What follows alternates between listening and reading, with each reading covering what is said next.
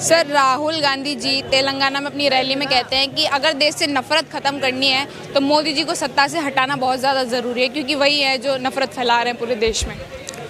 भाई हमें तो कहीं नफरत नज़र आई नहीं है, और वो क्यों फैलाएंगे। अगर एक हारा हुआ खिलाड़ी है ना राहुल गांधी, वो ऐसी ही बातें करेगा, उसका अपना वजूद नहीं रहा। छोटी छोटी पार्टियों के साथ मिलकर के यही करते फिर रहे हैं, हम बनाएंगे सरकार, हम बनाएं, कुछ नहीं करेंगे, ना किया। तो इसलिए अगर वो बोल रहे हैं, मुझे समझ नहीं आती उसको इतना महत्व क्यों दिया जा रहा है। महत्व देना चाहिए मोदी जी को, मोदी जी की पार्टी को, या बीजेपी को, या सनातनियों को। आज से पहले 2013 से पहले, इससे पहले भी जो इतिहास पढ़ाया गया है वो हमें गलत पढ़ाया गया, कांग्रेस के द्वारा गलत इतिहास पढ़ाया गया। अब वो इतिहास, वो चीज़ें मोदी जी ने आके ख़त्म कर दी हैं। उनके लिए सब एक बराबर है। तो इसलिए मुझे समझ नहीं आती वो बेवकूफ़ी वाले बातें क्यों करते हैं। अगर आपने किसी का दिल जीतना, चाहे अपोजिशन है कोई भी है, मोदी जी का, तो मोदी जी को गाली देके तो नहीं जीता जाएगा। मोदी जी के कोई अच्छे काम है उसकी तारीफ़ करो, हाँ जी ठीक आपने बड़ा किया।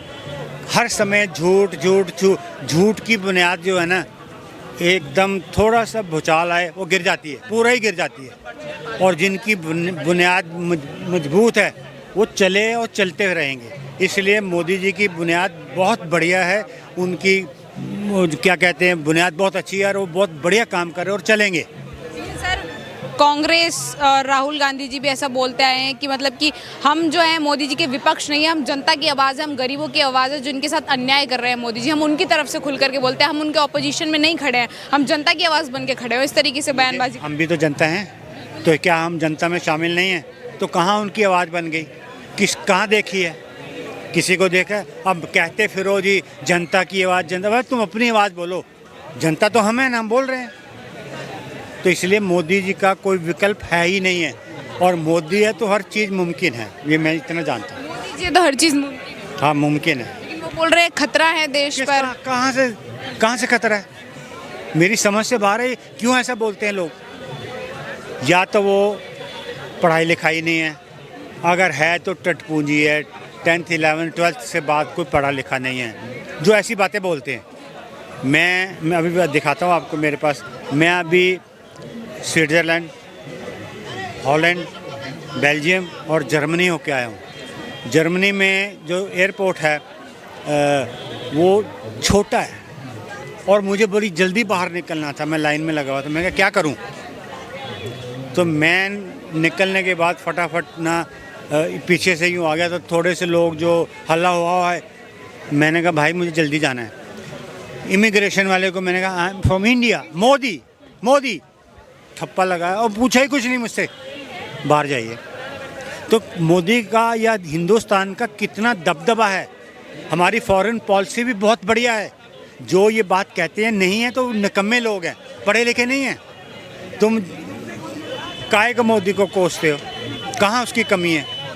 यूएई में, सऊदी अरबिया में क्या मंदिर नहीं बने? मुसलमान धरती के ऊपर कभी सोच सकते थे मंदिर बने?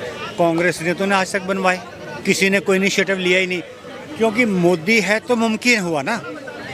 तो इसलिए मोदी जी की पॉलिसी जो है वो बहुत बढ़िया है और अच्छी है, देश को तोड़ने वाली नहीं है, देश को बनाने वाली है, जोड़ने वाली है। इसलिए मोदी जी सबको जोड़ रहे, उनकी नज़र में कोई हिंदू, कोई मुसलमान, कोई सिख, ईसाई कोई नहीं है। वो समझते हैं सब देश वाले, देशवासी हैं, तो सबका कर रहे हैं। तो तुम पब्लिक की आवाज़ कहाँ से बनोगे? आपने पढ़े लिखे की एक आपने बात करी थी बीच में, तो उसी पर मैं आपसे सवाल लेना चाहती हूँ। आपने बोला कि जो इस तरीके की अगेंस्ट में जो बोलते हैं कि विकास नहीं हो, इस तरीके की बयानबाजी करते हैं, वो लोग पढ़े लिखे नहीं है, एजुकेशन अच्छी नहीं, लेकिन सेम आरोप मोदी जी पर लगा देते हैं कि मतलब कि पढ़े लिखे नहीं है, चौथी पास राजा, इस तरीके से काफ़ी उलझुल बयानबाजी करते हैं वो मोदी जी के लिए। देखो, अब आप छोड़ दीजिए मोदी जी को, मोदी जी की पॉलिसी अच्छी है, उनके विचार अच्छे हैं, उनकी भाषा अच्छी है, लेकिन जो पढ़े लिखे हैं उनकी भाषा देख लो। अगर मोदी जी को आप बोलते हैं ये पढ़े लिखे नहीं हैं, तो जो पढ़े लिखे हैं वो इतनी नफरत करते हैं हम मोदी जी से। आप समझे कि नहीं? मोदी जी तो नफरत, मान लिया मोदी जी, फॉर एग्जांपल बोल रहा हूँ, भाई तुम तो पढ़े लिखे हो, तुमने क्या किया? तुम उल्टा सीधा बोलते हो, जहाँ देखो मोदी को कोसो, मोदी को कोसो, मोदी मोदी मोदी। और मोदी मोदी करके तो इन्होंने मोदी जी को और ऊपर उठा दिया। लोग ये सोचते हैं इतना कोसते काम करने वाले को, हम भी उस पर शामिल हैं, तो फिर कहाँ से हमारे से वोट ले लेंगे? कौन सी पब्लिक की आवाज़ बोल रहे हैं ये लोग? मुझे तो समझ से बाहर है। मैं रिटायर्ड हूँ, मुझे घूमने का बड़ा शौक़ है। मैं पूरा देश घूमता रहता हूँ और मैं सुनता रहता हूँ लोग क्या बात करते हैं क्या नहीं करते। लोग कुछ भी कर लें, वो मन में एक बात बता के बैठे हुए हैं कि हमने मोदी को चुपचाप जाके वोट डाल देना। कुछ भी बोलो, क्यों? हमने सरकारी नौकरी की, क्लास 1 ऑफिसर। कोई आता था कमरे में, पता लग जाता ये क्या बात करेगा, मुझे क्या जवाब देना है। तो भाई मैं पूरा देश घूमता हूँ, मुझे नहीं लगता कि मोदी के कोई खिलाफ। चुपचाप देख लेना, मोदी को ही वोट देंगे और 360 प्लस आएंगी, लिख लो। सर, अगर मैं पिछले कुछ दिनों की बात करूं, जिस तरीके से मोदी जी को पर्सनली टारगेट किया था अभी राहुल गांधी जी ने, जो शब्द बोले थे, पनौती, जेब कतरा, इस तरीके से मतलब लगातार एक के बाद बयान मोदी जी के लिए पर्सनली इन लोगों ने टारगेट किए थे, तो इन पर आपके विचार? राहुल गांधी जी ने पहले गांधी ने किया, तो क्या इस चीज़ को लेकर के हम राहुल गांधी को वोट दे देंगे?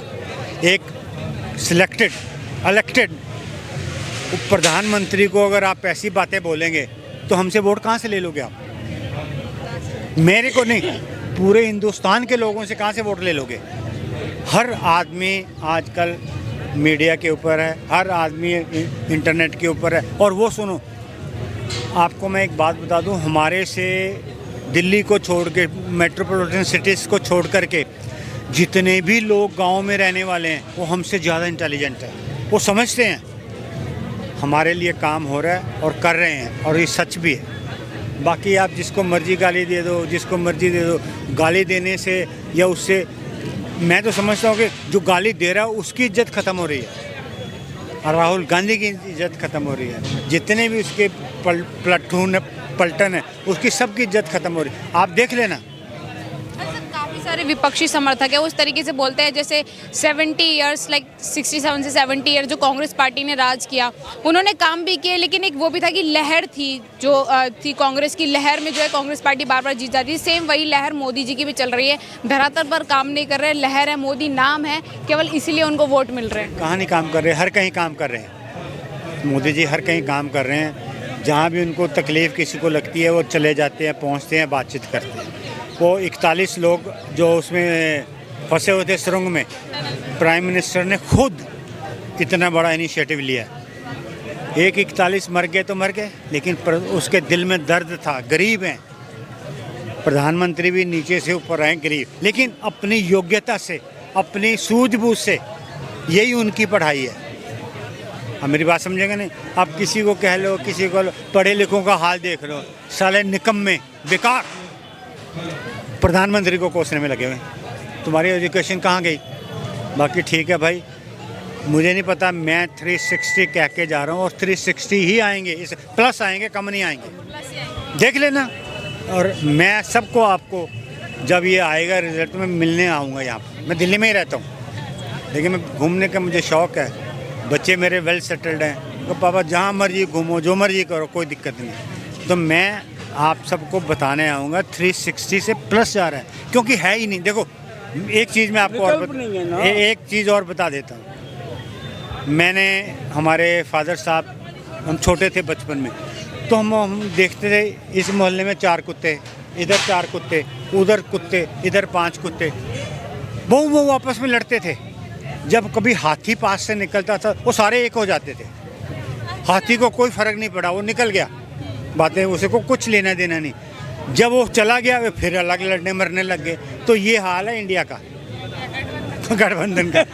ये हाथी वाला काम है। मोदी जी हाथी की तरह बेमस्त होकर निकल जाएंगे, लड़ेंगे, मरेंगे, ये कुछ नहीं करेंगे। आप देख लेना, सीट के भूखे हैं। या तो बोले हमें कुछ नहीं चाहिए, हम नहीं लड़ेंगे इलेक्शन, हमें तो भारतवासियों की जो आवाज़ है उसको बुलंद करना चाहते हैं हम अलग। तो कौन बोल रहा है? कोई, सबको लालच लालच लालच लालच, कुर्सी का लालच। आ जाओ। धन्यवाद सर, थैंक यू। कट लगाओ यार।